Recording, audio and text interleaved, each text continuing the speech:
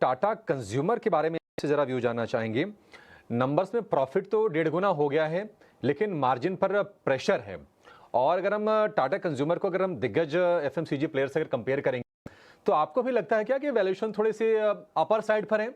हालांकि शेयर हम देखने की 8, 9, 17 से लगातार चल रहा है। Point two use absolutely possible है। मैं हमेशा मान रहा हूँ यही कि आई थिंक Q4 एफएमसीजी के नंबर्स रहेंगे या अभी भी थोड़े सॉफ्ट रहेंगे। ऐसे अगर आप उम्मीद करेंगे कि for the sector as whole I think significant turnaround देखने मिल गया है, तो I think that is probably not the right thing to do, क्योंकि कंजम्पशन स्लो डाउन जो हमने विटनेस किया था ये शायद अभी भी प्ले आउट हो रहा है काफी एफएमसीजी शेयरों के ऊपर।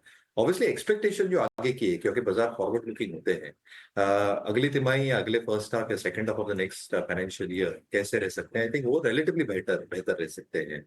टैक्स कट्स का जो हम एक सिलसिला देखेंगे for the entire part of this financial year, जो एक्सपेक्टेशन है कि मॉनसून ये साल काफी बेहतर रहने वाले हैं, और अगर ये होता है जो रूरल कंजम्पशन और रूरल रिकवरी है इसमें एक सिग्निफिकेंट इंप्रूवमेंट देखा जा सकता है।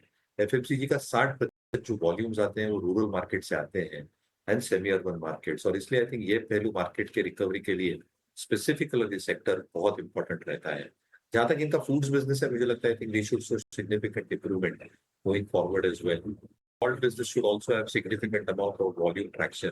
जो ग्लोबल बिजनेस है वहां पे थोड़ी आई थिंक एक सॉफ्टनेस हो सकती है in certain geographies, but that probably can come back also as we are heading into the second half. और जो न्यूट्रास्यूटिकल्स का बिजनेस है वो थोड़ा नीचा बिजनेस है जहाँ पे मार्जिन बेहतर रहते हैं, जहाँ पे इंप्रूवमेंट रह सकती है। इसलिए मुझे लगता है I think forward looking number शायद एफएफसीजी कंपनीज के लिए देखने चाहिए।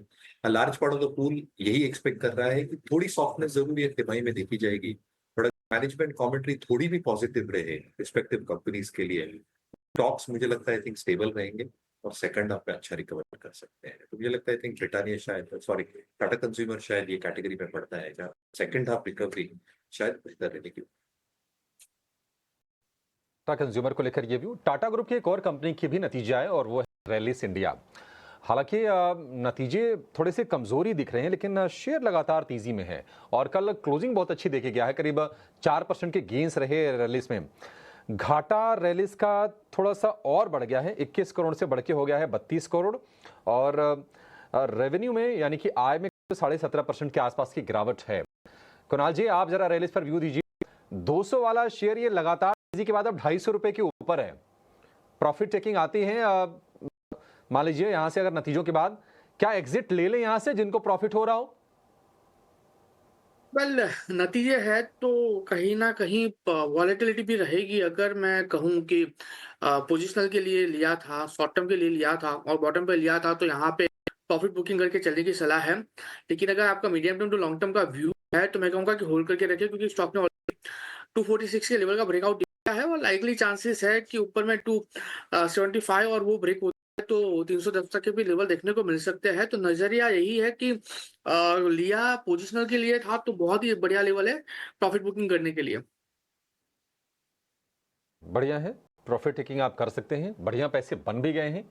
मतलब इस तेजी में करीब करीब 20% कम आपको पिछले 10 दिन में बना के रैलिस ने दे दिए हैं। क्या चाहिए आपको? बढ़िया है, यहाँ से तो प्रॉफिट टेकिंग कर सकते हैं।